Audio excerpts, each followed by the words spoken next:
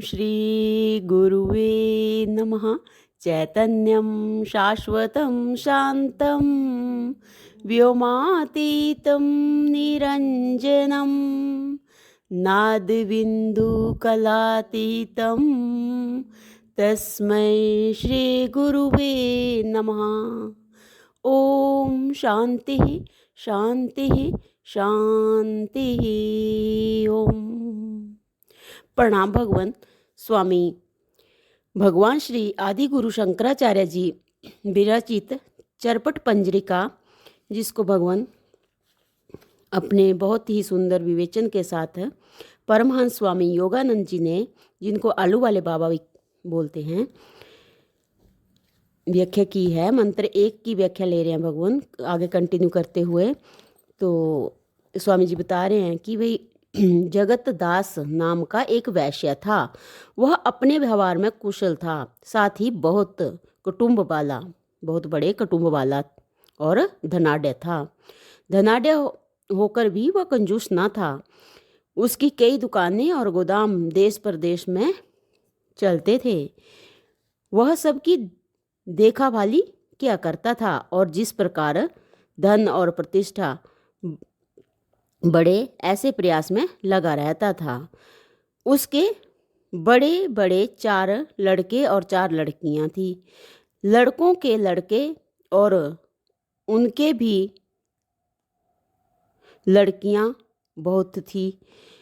वह उन सबको प्रसन्न रखता था। ग्राम में, जाति में और सरकार दरबार में भी उसकी आबरू अच्छी थी। उसने कई धर्मशालाएं बनवाई थी। उसके नाम से कई पियाऊ चलती थी। कई मदरसों में उसकी मदद थी। सारांश यह है कि धन कमाता भी बहुत था, युक्तिपूर्वक खर्च भी करता था और जमा भी होता रहता था। व्यापारी मनुष्यों में वह एक उत्तम पुरुष समझा जाता था। सब कुछ ठीक होते हुए उसे कुटुंब में बहुत आसक्ति थी। इतने लंबे चौड़े व्यापार में फंसे रहने से और कुटुंब के जाल में बंधे रहने से वह भजन को कुछ समझता ही ना था। भजन करने की उसे फुर्सत ही नहीं थी। जैसे कोई मनुष्य कहा करते हैं कि मरने तक की फुर्सत नहीं है, भजन करने की फुर्सत कहाँ से आवे, इसी प्रकार का उसका हाल था। और स्वार्थी पंडितों ने उसे ऐसा ही समझा रखा था कि तुम दान धर्म करते हो, वह ही तुम्हारा भजन है। यह दान पुण्य और कुटुंब की सहायता पर निर्भर ही था। जब कभी थोड़ा बीमार पड़ता तो दास दासी और कुटुंब के मनुष्य सेवा करने को तैयार थे। इस प्रकार वह बहुत समय तक जी कर अंत में मरण के बिस्तर पर पड़ा।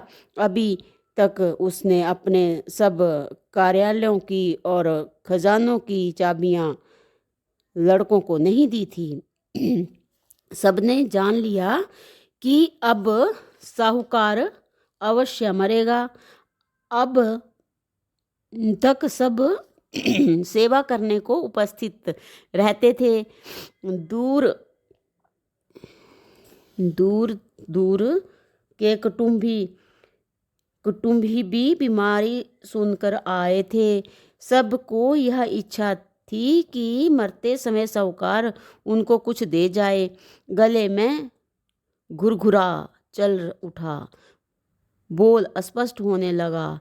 यह देखकर बड़े लड़के ने कहा, पिताजी जो कहना हो सो कह दो, अब तुम्हारा बोल बंद होने को है। दूसरा लड़का बोल उठा, खजाने की चाबी दे दो। तीसरा बोला, जिससे कुछ लेना हो समझा दो, नहीं तो मुनीम गुमस्ते खा जाएंगे। चौथा बोला, कहीं धन गाड़ रखा हो तो बता दो। तुम तो चले, हम किससे पूछेंगे। साहूकार के छोटे भाई की विधवा समय पाकर बोली, जेठ जी मेरा कुछ बंदोबस्त कर जाना। साहूकार पीड़ा के मारे दुखी हो रहा था और सबको अपने लेने की पीड़ा थी।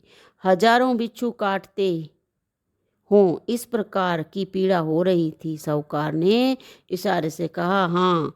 बोल बंद होने की तैयारी देख कर सब विकल हो रहे थे और सोच रहे थे कि बोल बंद हो गया तो उन्हें कुछ नहीं मिलेगा। कई वैद्य डॉक्टरों को ले आए और उनसे हिरण्यगर्भ सम्मान तेज दवा देने की प्रार्थना करने लगे कि जिससे वह कुछ कह सुन ले। ऐसी तेज दवाएं दी गई और उसकी वाचा खुली। वह बोल उठा, मैंने संपूर्ण बिल करके अमुक अमुक सिलो सीलो सोलीसीटर के यहाँ रख दिया है। अब मुझसे बोला नहीं जाता। इतना कहकर बेहोश हो गया। थोड़ी देर में सन्निपात में बकवाद करने लगा। हाय, ये काले काले भूत कौन हैं? यमराज के दूत हैं। उसके साथ 4 कुत्ते हैं। कुत्ते भयंकर दृष्टि से मुझे देख रहे हैं। मुन्नी मुन्नी बड़े लड़के का नाम, मुझे इनसे बचा। हाय रे, ये दुष्ट मुझे बांध रहे हैं, जबरन मुझे खींच कर ले जा रहे हैं। मुन्नी बोला, कौन है? यहाँ तो कोई नहीं है, तुमको भ्रम हो गया है। साहूकार दांत पीसकर बोला, हाय रे, मुझे मूर्ख बनाता है। तुझे बहुत सा धन देकर जा रहा हूँ तो मेरी रक्षा नहीं करता। धनी, दूसरे लड़के का नाम, मुझे यह खींच रहा है, आकर छुड़ा। धनी बोला, अच्छा, दूसरे लड़के का नाम धनी था, तो उसको बोल रहे हैं कि भाई मुझे खींच रहा है, आकर छुड़ा। तो धनी बोला कि तुमने तो मुझसे विशेष धन मुन्नी को दिया है, मुन्नी ही तुम्हारा प्यारा है। साहूकार बोला, गौरी की स्त्री का नाम, मुझे छुड़ा। गौरी बोली। तो भगवान इससे आगे जो है वो अगले सत्संग से लेते हैं। प्रणाम भगवान। ओम शांति ही शांति ही शांति ही। ओम।